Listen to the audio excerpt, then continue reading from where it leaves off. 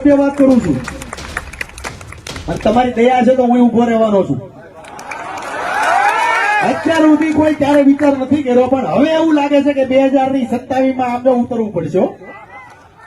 એટલે હરેક લોકોને કહું છું કે તમે ભણેલા છો, આગળ છો, વધેલા છો, તમારામાં કંઈક ટેલેન્ટ છે તો ભણવામાં ધ્યાન દેજો। અને ખાસ તમને એવું લાગે છે ઇલેક્શનમાં ઉતરવું હોય તો ઉતરજો, વોટથી ઉતરજો, પાર્ટી ગમે એ હોય। તમામ લોકોને કહું છું ગુજરાતની અંદર જે લોકો ગરીબ છે તેમને ઘર બનાવી આપી રહ્યા છે અને જે લોકો દુઃખી છે તેને સહારો આપતા એવા નીતિનભાઈ જાની, જેને આપણે ગુજરાતની અંદર ખજૂરભાઈને નામે જાણીએ છીએ। મિત્રો, એકવાર ફરીથી ખજૂરભાઈ રાજકારણની અંદર આવવા માંગે છે અને સૌથી મોટા સમાચાર આપ્યા છે કે 2027ની જે ચૂંટણી છે તે ખજૂરભાઈ લડવા માંગે છે। હવે સૌથી મોટો સવાલ એ છે કે ખજૂરભાઈ કયા પક્ષની અંદરથી આ ચૂંટણી લડશે? શું ભાજપની અંદરથી, કોંગ્રેસની અંદરથી કે પછી આમ આદમી પાર્ટી તરફથી ખજૂરભાઈ 2027ની જે ચૂંટણી છે એ રમવા માંગશે?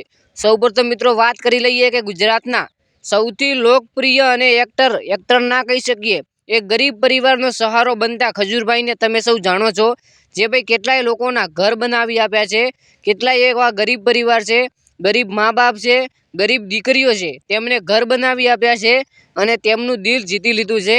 આજ ગુજરાતના ખૂણે ખૂણે ઘરડા લોકોને પણ પૂછી લો તો ખજૂરભાઈનું નામ તેમના મોઢે હશે। તો મિત્રો, આટલી મોટી નામના અને આટલા મોટા એક વ્યક્તિ એક ગુજરાતની અંદર 2027ની જે ચૂંટણી છે એ લડવા માંગે છે। હવે સૌપ્રથમ તો મિત્રો તમે કોમેન્ટ કરો કે ખજૂરભાઈને કયા પક્ષ તરફથી રમવું જોઈએ, એટલે કે કયા પક્ષ તરફથી લડવું જોઈએ। અને મિત્રો, ખજૂરભાઈ કયા પક્ષ તરફથી લડશે તેની હમણાં કોઈ પણ ડિટેલ નથી, ખજૂરભાઈએ નથી કીધું, પણ ટૂંક જ સમયની અંદર ખજૂરભાઈ આપણને જણાવશે કે કયા પક્ષની અંદરથી તેઓ રમે છે। બાકી આ વિડીયોનું માધ્યમથી ફક્ત ને ફક્ત ઇન્ફોર્મેશન આપવા માટે બનાવેલ છે। બાકી આપણી ચેનલ પર પહેલી વાર આવ્યા હોય તો ચેનલને સબસ્ક્રાઇબ કરી લેજો અને વિડીયોને લાઇક કરી લેજો ગુજરાતની તમામ નાની મોટી ઝીણી નાની માહિતી મેળવવા માટે। અને મિત્રો બીજી વાત કે ખજૂરભાઈ કઈ પક્ષની અંદરથી ચૂંટણી લડશે 2027ની, એ જો તમારા અનુમાન કુળ તમે કોમેન્ટ કરી શકો છો કે કયા પક્ષ તરફથી ખજૂરભાઈ ચૂંટણી 2027ની રમશે, તો કોમેન્ટ કરીને ચેનલને સબસ્ક્રાઇબ કરી લેજો અને વિડીયોને લાઇક કરી લેજો। મળશું એક નવા મજબૂત વિડીયો સાથે।